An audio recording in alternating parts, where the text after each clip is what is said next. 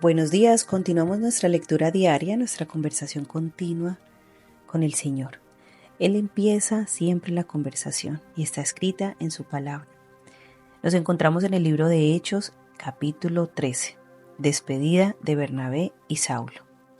En la iglesia de Antioquía eran profetas y maestros: Bernabé, Simeón, apodado el Negro, Lucio de Cirene, Manaén, que se había criado con Herodes el tetrarca, y Saulo. Mientras ayunaban y participaban en el culto al Señor, el Espíritu Santo dijo: Apártenme ahora a Bernabé y a Saulo para el trabajo al que los he llamado. Así que después de ayunar, orar e imponerles manos, los despidieron. En Chipre, Bernabé y Saulo, enviados por el Espíritu Santo, bajaron a Seleucia y de allí navegaron a Chipre. Al llegar a Salamina, predicaron la palabra de Dios en las sinagogas de los judíos. Tenían también a Juan como ayudante. Recorrieron toda la isla hasta Pafos. Allí se encontraron con un hechicero, un falso profeta judío llamado Bar Jesús, que estaba con el gobernador Sergio Paulo. El gobernador, hombre inteligente, mandó llamar a Bernabé y a Saulo, en un esfuerzo por escuchar la palabra de Dios. Pero Elimas, el hechicero, que es lo que significa su nombre, se le oponía y procuraba apartar de la fe al gobernador. Entonces Saulo, o sea Pablo, lleno del Espíritu Santo, clavó los ojos en Elimas y le dijo: Hijo del diablo y enemigo de toda justicia, lleno de todo tipo de engaño y de fraude, ¿nunca dejarás de torcer los caminos rectos del Señor? Ahora la mano del Señor está contra ti. Vas a quedarte ciego y por algún tiempo no podrás ver la luz del sol. Al instante cayeron sobre él sombra y oscuridad, y comenzó a buscar a tientas quién lo llevara de la mano.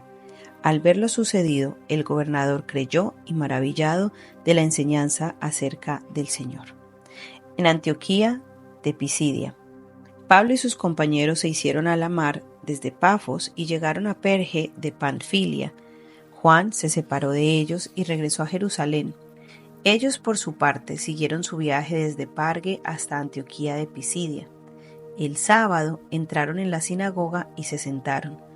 Al terminar la lectura y la ley de los profetas, los jefes de la sinagoga mandaron a decirles: Hermanos, si tienen algún mensaje de aliento para el pueblo, hablen. Pablo se puso en pie, hizo una señal con la mano y dijo: Escúchenme, israelitas, y ustedes, los gentiles temerosos de Dios. El Dios de este pueblo de Israel escogió a nuestros antepasados y engrandeció al pueblo mientras vivían como extranjeros en Egipto. Con gran poder los sacó de aquella tierra y soportó su mal proceder. En el desierto unos 40 años.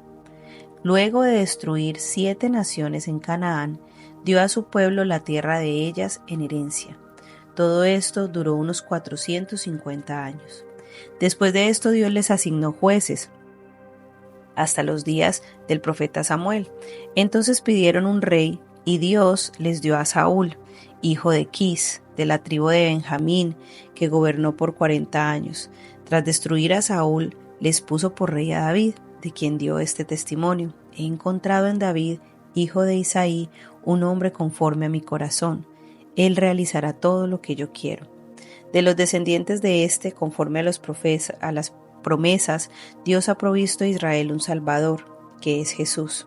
Antes de la venida de Jesús, Juan predicó un bautismo de arrepentimiento a todo el pueblo de Israel.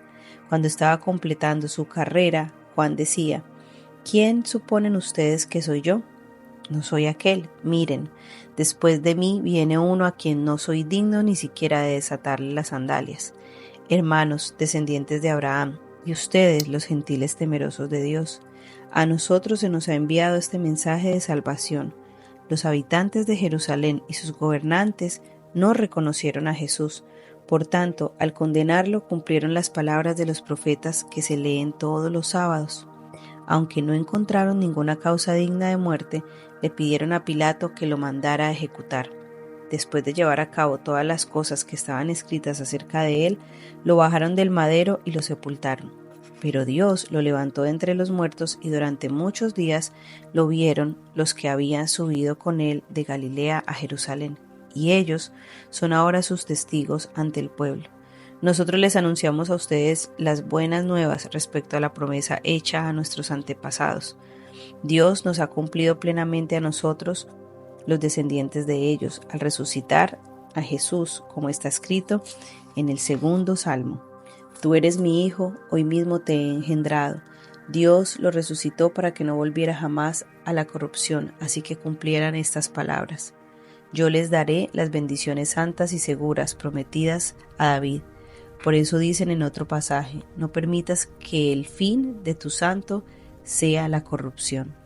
Ciertamente David, después de servir a su propia generación conforme al propósito de Dios, murió, fue sepultado con sus antepasados y su cuerpo sufrió la corrupción. Pero aquel a quien Dios resucitó no sufrió la corrupción de su cuerpo. Por tanto, hermanos, sepan que por medio de Jesús se les anuncia a ustedes el perdón de los pecados. Ustedes no pudieron ser justificados de esos pecados por la ley de Moisés, pero todo el que cree es justificado por medio de Jesús. Tengan cuidado, no sea que les suceda lo que han dicho los profetas. Miren, burlones, asómbrense y desaparezcan. Estoy por hacer en estos días una obra que ustedes nunca creerán, aunque alguien se las explique. Al salir ellos de la sinagoga, los invitaron a que el siguiente sábado les hablaran más de estas cosas. Cuando se disolvió la asamblea, muchos judíos proselitos fieles acompañaron a Pablo y a Bernabé, los cuales en su conversación con ellos les instaron a perseverar en la gracia de Dios. El siguiente sábado, casi toda la ciudad se congregó para oír la palabra del Señor, pero cuando los judíos vieron a las multitudes, se llenaron de celos y contradecían con maldiciones lo que Pablo decía. Pablo y Bernabé les contestaron valientemente: era necesario que les anunciáramos la palabra de Dios primero a ustedes. Como la rechazan y no se consideran dignos de la vida eterna, ahora vamos a dirigirnos a los gentiles. Así nos los ha mandado el Señor. Te he puesto por luz para las naciones, a fin de que lleves mi salvación hasta los confines de la tierra. Al oír esto, los gentiles se alegraron y celebraron la palabra del Señor, y creyeron todos los que estaban destinados a la vida eterna.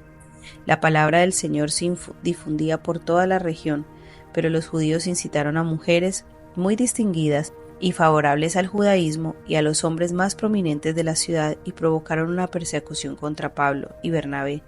Por tanto, los expulsaron de la región. Ellos por su parte se sacudieron el polvo de los pies en señal de protesta contra la ciudad y se fueron a Iconio, y los discípulos quedaron llenos de alegría y del Espíritu Santo.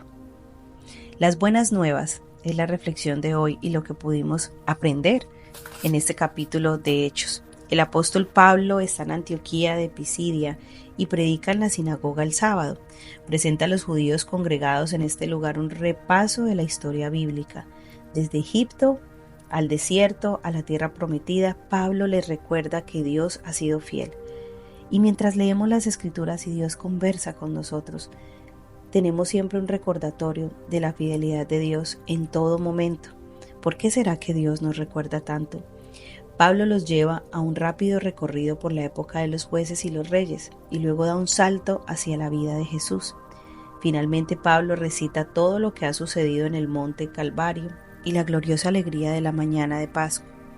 Como broche de oro, Pablo declara que estas son buenas nuevas. Es el significado del Evangelio.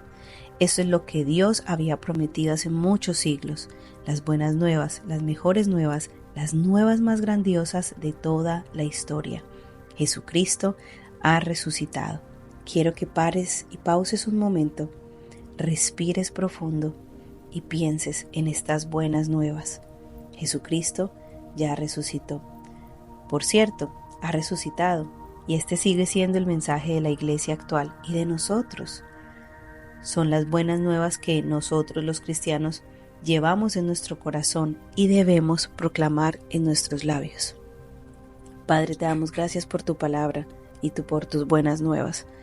Te pedimos que podamos aprender de tus testigos, de los apóstoles, y ser esos testimonios caminando día a día donde sea que nos pongas.